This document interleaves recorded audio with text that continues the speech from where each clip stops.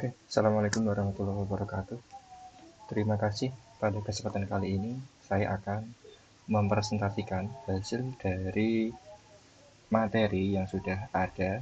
Kemudian saya switch atau convert ke dalam bentuk PDF dan akan saya jelaskan sedikit dari materi tersebut, yaitu tentang pajak perusahaan. Materi ini adalah kelanjutan dari materi sebelumnya. Monggo teman-teman bisa menyimak materi dari kelompok sebelumnya dengan subbab yang sama, yaitu pajak perusahaan.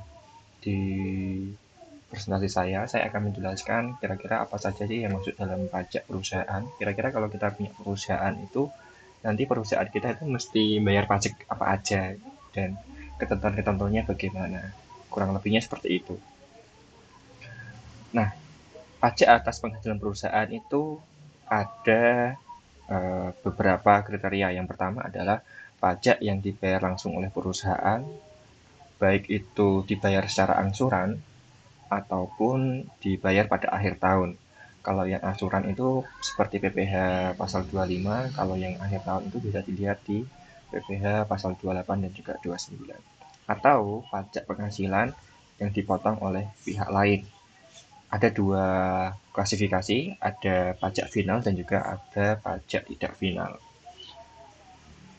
Kemudian, kewajiban memotong pajak pihak lain atau dalam istilah pajaknya itu withholding tax. Nah, itu ada di PPh pasal 21, 23, dan juga 26. Nah, dan juga PPN atas penyerahan barang atau jasa kena pajak. Dan yang ketiga, pajak yang diungkap di laporan posisi keuangan sebagai utang pajak atau pajak dibayar di muka namun tidak mempengaruhi laporan laba rugi. Kemudian pajak-pajak lainnya yang kerap dibayarkan oleh sebuah perusahaan adalah PPN atau pajak pertambahan nilai, PPNBM itu untuk barang-barang mewah, kemudian pajak bumi dan bangunan, pajak daerah, dan juga bea meterai. PBB ini ya kalau kita punya perusahaan kan pasti punya tempat usaha. Tempat usahanya itu setiap tahunnya pasti akan membayar pajak bumi dan bangunan. Nominalnya berapa? Nominalnya teman-teman bisa melihatnya di surat pemberitahuan pajak tahunan atau di SPPT. Itu nanti ada berapa pajak yang harus dibayarkan. Biasanya kalau perusahaan itu lebih lebih itu ya, lebih banyak PBB yang dibayarkan karena dia kan pasti ada bangunannya. Nah, bangunan itu yang nantinya membuat PBB-nya menjadi mahal. Biasanya seperti itu. Atau juga lokasi. Lokasi juga mempengaruhi. Kalau misalkan perusahaannya di desa, misalkan saya di Cebulek kok saya punya perusahaan, kayak saya bangun apa namanya sebuah tempat gitu, misal gedung atau kantor kecil, PBB-nya ya nanti berbeda dengan PBB yang ada di Pati atau Ngemplak misalnya, itu sudah berbeda. Jadi menyesuaikan tempatnya. Siapa yang membuat PBB? PBB ini nanti masuknya di pajak daerah. Berbeda dengan pajak daerah yang di bawahnya ya. PBB ini khusus untuk bumi dan bangunan. Kalau pajak daerah itu pajak yang memang larinya itu ke daerah. Seperti apa? Seperti BPHTB atau biaya perolehan hak tanah dan bangunan. Itu masuknya ke pajak daerah. Kalau PPh itu larinya ke pajak pusat. Jadi ada dua apa namanya? Dua dua source ya. Ada pajak yang ketika dibayarkan dia larinya ke pusat, ada pajak yang ketika dibayarkan dia larinya ke daerah. Baik individu maupun perusahaan atau badan hukum itu juga sama-sama mempunyai kewajiban tersebut. Misal, kalau misalkan perorangan, kalau misalkan saya membeli sebuah tanah, maka saya sebagai pembeli dan nanti ada yang sebagai penjual. Pembeli itu nanti pajak yang dibayarkan adalah di pajak daerah. Tetapi kalau penjual, karena dia memperoleh penghasilan, maka PPh nanti ketika dibayarkan larinya ke pusat. Banyak sekali pajak-pajak daerah, jenis-jenisnya. Salah satunya itu yang saya sebutkan adalah BPHTB. Kemudian yang ketiga adalah bea meterai. Bea meterai itu ketika sebuah perusahaan melakukan tanda tangan administrasi. Pokoknya kalau misalkan ada sebuah dokumen, di mana dokumen itu ada meterainya, itu termasuk bea meterai. Meterai itu termasuk itu ya, ya salah satu jenis pajak tetapi tidak langsung. Makanya dia berupa bea, bukan pajak materai, tapi namanya bea. Pajak tetapi tidak langsung, dikenakannya tidak langsung. Begitu. Jadi ada PPN, pertambahan nilai, ada PPN BM, PBB, pajak daerah, dan juga bea materai. Next. Ketentuan pajak perusahaan yang selanjutnya adalah perusahaan itu setiap bulan harus mengangsur pajak. Jadi teman-teman, sebuah perusahaan itu ketika dia punya kewajiban membayar pajak itu bisa dibayarkan secara angsuran. Jadi tidak serta merta ketika muncul tagihan pajak harus dibayarkan seketika, itu tidak, tetapi setiap bulannya dia bisa mengangsur. Kemudian, nah ini tadi yang disebutkan ada pajak final dan juga ada pajak yang tidak final. Pajak final itu ketika sebuah perusahaan dikenakan sebuah pajak dan itu bisa langsung dibayar dan selesai, maka itu namanya pajak final.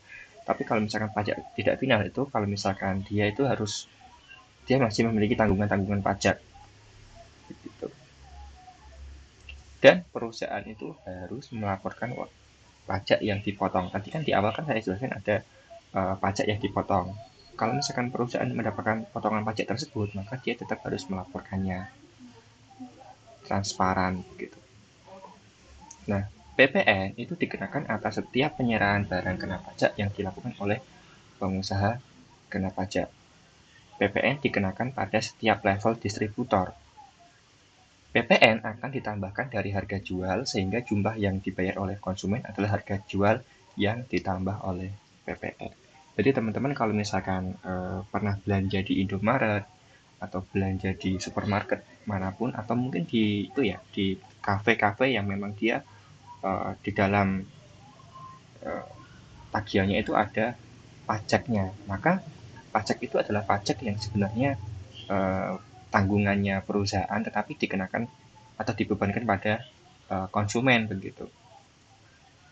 Makanya dan itu pun berlaku di setiap level distributor, tidak hanya pada perusahaan besar, tapi sampai level terkecil pun dia akan terkena PPN.